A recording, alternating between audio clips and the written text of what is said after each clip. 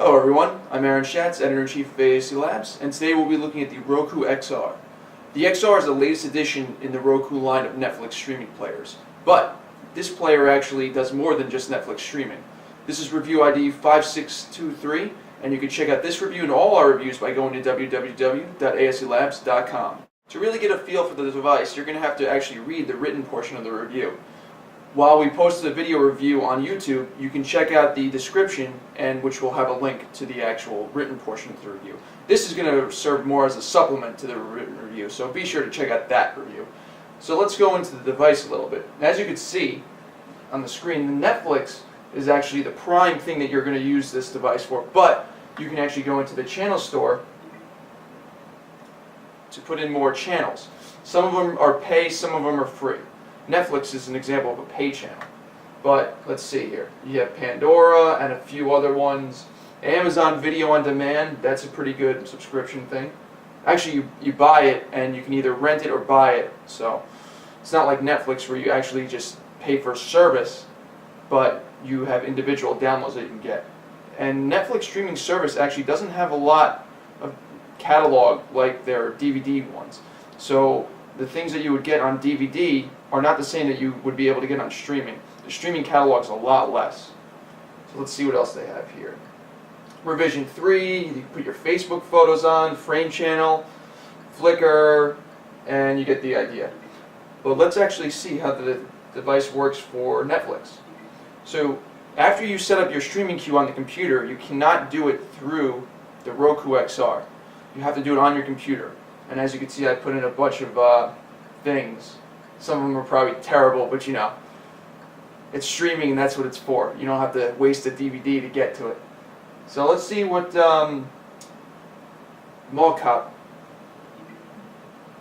And I started playing it already, but you can see you have a few options.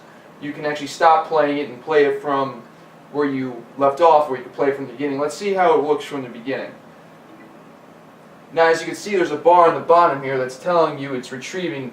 So basically it's buffering. And you can see that the quality meter on the right over there is three dots. And it'll go to 4, and then it'll go to HD if you have a really good signal. But as you can see, it plays pretty quickly anyway. And you can actually fast forward and rewind. Let me show you a little bit about that. I'm fast forwarding, go even faster than that. And then you can play from that point.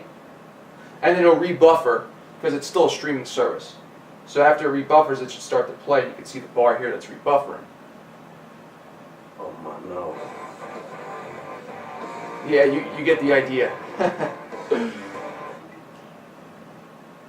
But it's got frame channel, which I like. The only problem is I have a few frame channel devices. You're going to have to set up a new account for each one to have different content on it. That's the only thing about frame channel. Blip TV, Revision 3, all the good stuff.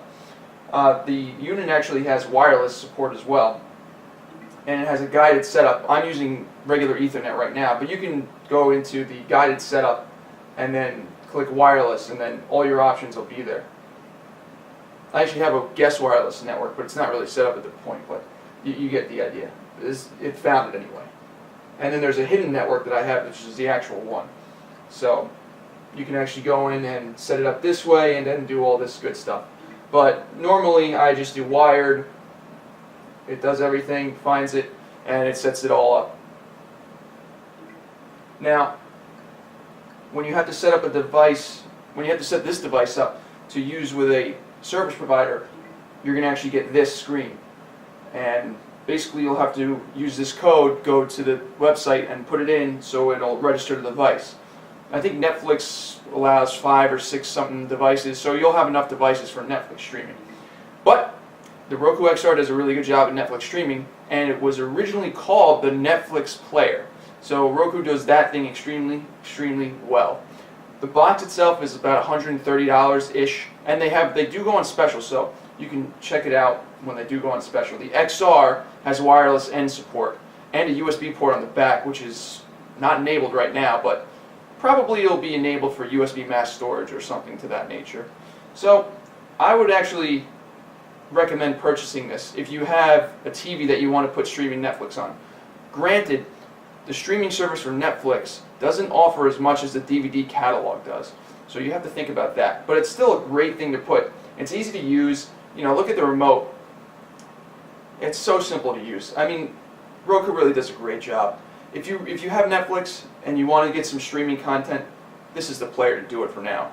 If you have a Blu-ray player and has Netflix streaming, it might not have all the functionality that this Roku player does. So that's really something to think about. For ASE Labs, I'm Aaron Schatz, and thank you for watching. Be sure to check out all our reviews by going to www.aselabs.com. Thank you.